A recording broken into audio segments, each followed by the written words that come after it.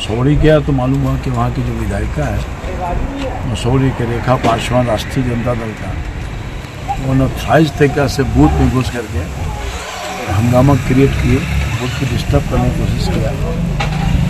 तो मैं वहीं गया था अपने कार्यकर्ताओं से मिलने के लिए।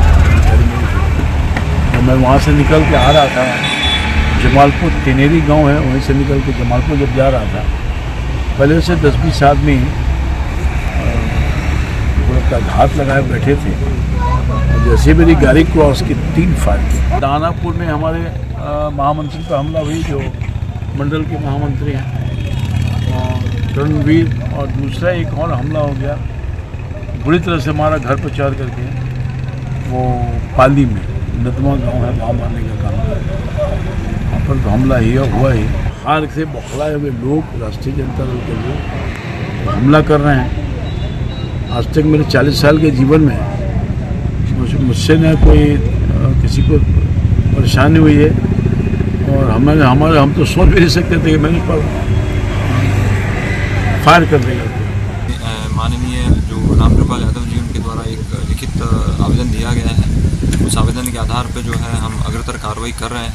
जो भी इस मामले संबंध में जो भी तथ्य सामने आएंगे वो अग्रतर आपको बता देंगे। सुबह से घूम रहा था, विभिन्न क्षेत्रों का दौरा कर रहा था। नहीं घूम रहा बेचारा, बहुत ही तरह की बातें मत करो। उत्साहित थे हमारे जो जनता थी, कार्यकर्ता था।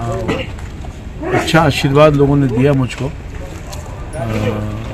जब मैं मसौड़ी गया तो मालूम हुआ कि वहाँ की जो विधायिका है मसौड़ी के रेखा पासवान राष्ट्रीय जनता दल का, उन्होंने अनऑथराइज्ड तरीका से बूथ में घुस करके हंगामा क्रिएट किए, बूथ को डिस्टर्ब करने की कोशिश किया। तो मैं वहीं गया था अपने कार्यकर्ताओं से मिलने के लिए।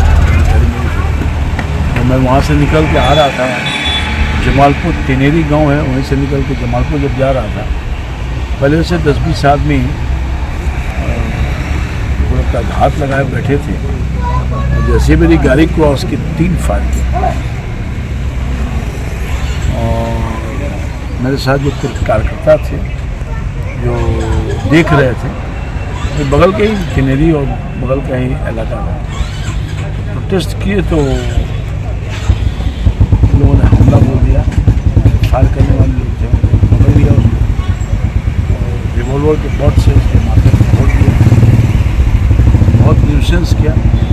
फिर बाद में भाग गया वहाँ से। सूचना पुलिस को मैंने दी है, सीनियर उसके अधिकारी लोग आए, एफआईआर दर्ज किया है। भरोसा है कि आगे की आवश्यक कार्रवाई पुलिस करेगी। जो लोग उसमें होंगे चिन्हित करेंगे उसको। क्या लगता है लगातार बीजेपी के कार्यकर्ताओं पर हमला हो रही है? दानापुर में भी घटना हुई है। दानापुर में हमारे महामंत्री पर हमला हुई, जो मंडल के महामंत्री हैं, रणवीर, और दूसरा एक और हमला हो गया, बुरी तरह से हमारा घर पर चढ़ करके वो पाली में नदमा गांव है, वहाँ मारने का काम है। वहाँ पर तो हमला ही हुआ ही। और इसके पहले भी जब प्रचार में कर रहा था, उससे भी हम पर हमला हुई और हमारे कार्यकर्ताओं पर हमला हुआ। मेरी प्रचार गाड़ी को फोड़ा गया। अभी परसों सिद्धार्थ एमएलए हैं, उनके गाड़ी पर भी हमला हुआ। और अब से कुछ दिन पहले हमारा छोटा बेटा है अभिमन्यु, उसके ऊपर भी मसौड़ी में जानलेवा हमला हुआ। तो पूरा माहौल ख़राब करके रखने का काम किया है। कहीं हार से बकुला तो नहीं गई? बिल्कुल, हार से बौखलाए हुए लोग, राष्ट्रीय जनता दल के लोग हमला कर रहे हैं। आज तक मेरे 40 साल के जीवन में मुझसे न कोई किसी को परेशानी हुई है, और हम तो सोच भी नहीं सकते थे कि मेरे पर फायर कर देगा। मेरे ऊपर तो कोई आज तक ठेला भी नहीं चला है मेरे ऊपर, क्योंकि मैं उसका कोई काम किया ही नहीं ना। दुर्भाग्यपूर्ण है।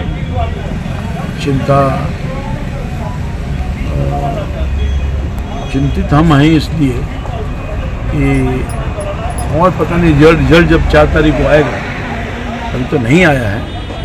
पटना जहानाबाद रोड पे तेनेरी गांव के पास ये सूचना मिली कि माननीय पूर्व सांसद रामकृपाल यादव जी के जो काफिला है उसमें हमला हुआ है, उसमें उनका एक कार्यकर्ता जो है वो चोटिल हुआ है।